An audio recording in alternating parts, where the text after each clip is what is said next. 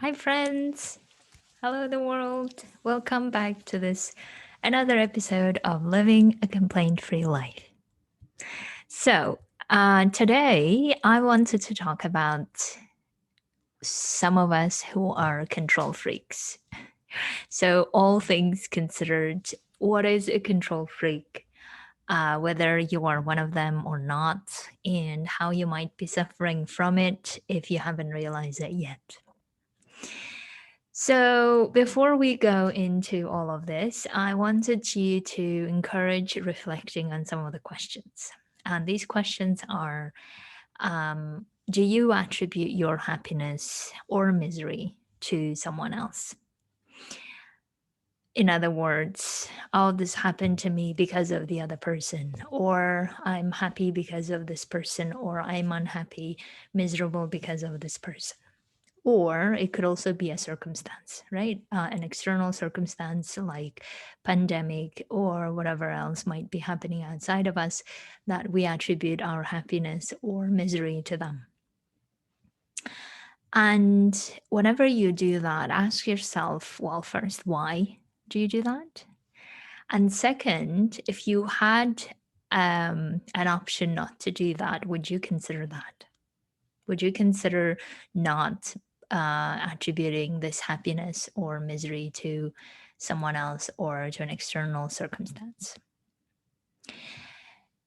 Because whenever I talk about control freaks from the point of view of not a disorder, but something that we might be daily doing it in order to feel in a certain way. So, in other words, we have expectation to someone else or to the world, and then it doesn't happen according to our expectation, and therefore we get frustrated or we get unhappy or miserable, right? And therefore we attribute it to others and not to our thoughts about those situations.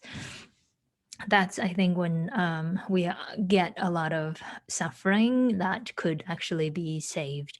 And you could just look at it from a different perspective, but I know that it's not as easy, especially if we're not trained to do that. So oftentimes when I talk about it, people tell me that, well, it's easier to attribute to someone else than looking at our own thoughts because um, our thoughts and just knowing that our thoughts are optional about that situation is not really easy to process or digest. And therefore, it's easier to say and attribute this is happening because of the other person. Now, I want to argue that the opposite actually might be true, that actually it's easier to deal with our own thoughts about the situation and process it and decide what to do with it rather than trying to change someone else or trying to change an external circumstance. Because, I mean, if you are very honest, how often have you tried changing someone else and it didn't really work out? And oftentimes we somehow think that if we just tell the other person what to do or what we expect them to do, they're magically gonna do it and change, and then everything will be great. Right? Even if we have a contractual agreement with people, things may not go according to that contract, and that's why we have courts and laws and all this stuff, right? So we can dispute it or we can defend what's written there, what's not written there, and how to interpret and all this. So that's why in all of these circumstances, whether we try to control them, we try to tell them what to do and then expect them, and if they don't do it, whether to do that, all of that, or simply look at our own thoughts as to why we are so prone to interpret it this way or why are we prone to expect it this way, is easier than, and also more effective and efficient than keep trying to prove to the other person or change the other person, change their thinking so that we can feel in a particular way.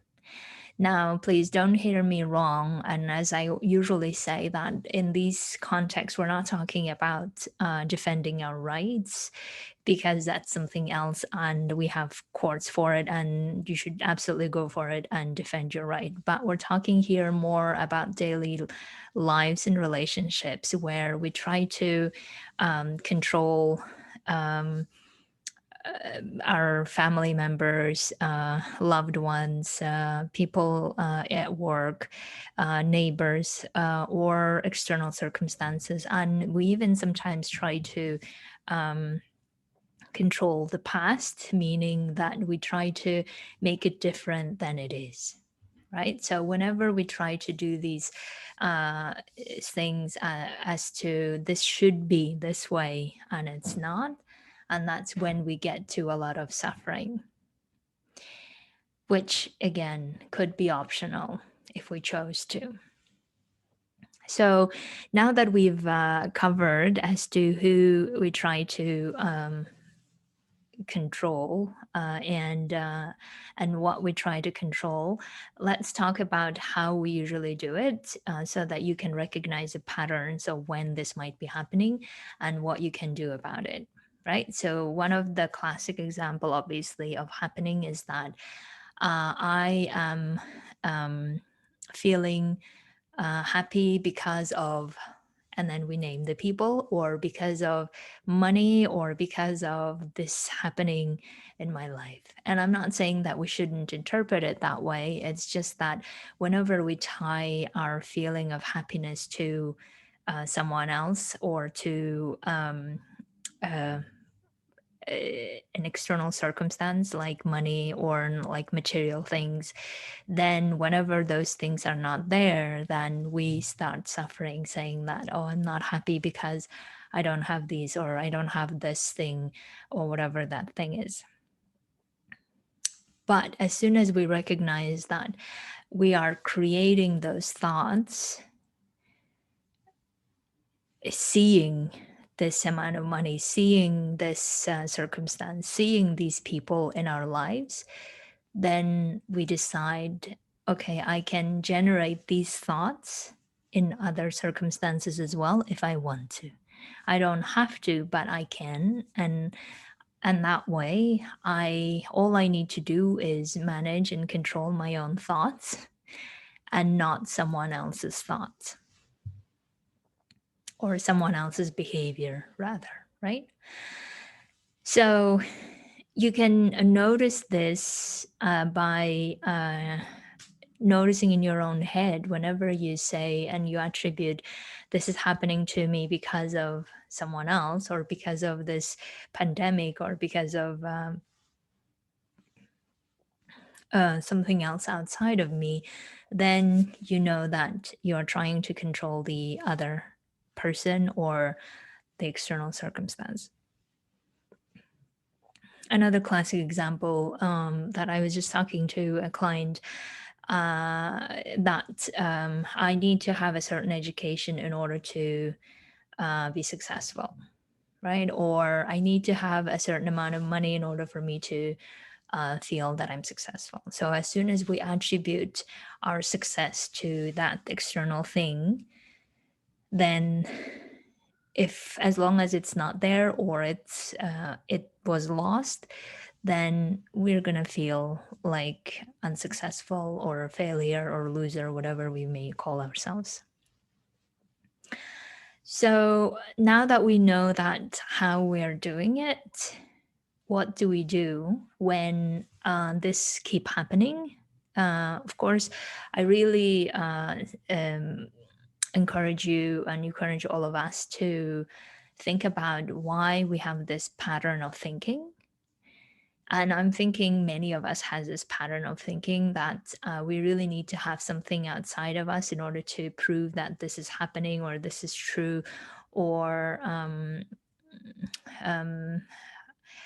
we have difficulty, in other words, we have difficulty creating new evidences with our thoughts, rather than we are so inclined to think that if this number of amount of money is not there, then I'm not rich, or if this is not happening, that I'm not successful, or if this person is not doing this, then I'm not happy, right? So we tie ourselves so much to other people and their behaviors that we end up then suffering. So, how we can create that dependency with other people, but voluntarily. And this is something that I also wrote about in a blog post in a separate one, where we don't need to um, keep being independent without realizing that we are, and knowing how far this independence go, and how far we are dependent from each other, and where we want to be dependent from each other, or from a material thing that's outside of us. And once we realize these patterns of our thinking, that if there is not this thing, then I won't be happy, of patterns, then we can decide how we want to redo that pattern of thinking. So you can always notice it by seeing that your brain is going to say, oh, it should be this way, or it should be that way. For instance, we often say, oh, pandemic shouldn't have happened. Or I don't know, this weather ruined my day, or whatever these things are, right? External things that we're trying to control, but we know that we can't. So being clear on what we can and cannot control, meaning we cannot control anything outside of us. All we can do is we can look at how we're thinking about those things that are happening outside of us, and what do we want to think about them. Possibly sometimes we want to think that, yes, it's bad and I don't want this, and I don't want to be treated this way, or whatever the case may be, and do something about it. And other times just realizing that my happiness or misery does not depend on other people, or external circumstances, or amount of money, or amount of other material things, but rather my happiness depends on how I think about the world, and how I think about others, and how I think about myself. And the same goes for misery, right? So same goes for, if I'm thinking that I'm miserable, I'm stuck, or I don't like these relationships, or whatever the case may be, then this might be simply uh, meaning that our brains having a lot of thoughts about certain people or about certain situations. And what do we do with those thoughts? Do we question them and find out whether they're really true, whether this is how we want to believe in them? Or do we want to change our situation? Or do we want to change our relationships? Whatever the case may be, these are still our own thoughts about those people. And how do we want to act upon them? On those thoughts that we're having. So to sum up, that controlling in this situation is basically trying to change other people's behaviors, or trying to change external circumstances in order to feel good about ourselves. And as soon as we keep doing it, we put ourselves in this dependency situation, where we are always dependent on how they act or don't act, or what happens and what doesn't happen, instead of looking at and acknowledging that these are all of our thoughts about those situations or about those people, and what do I want to think.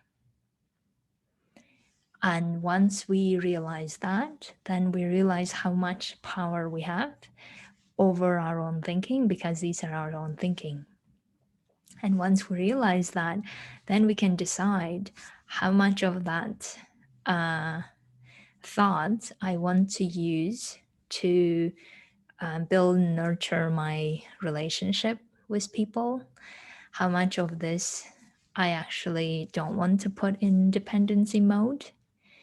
In other words, sometimes I will want to be influenced by them and their thoughts and agree or disagree with them. And other times, I actually acknowledge that these are all my thoughts in the end anyway. And what do I want to think?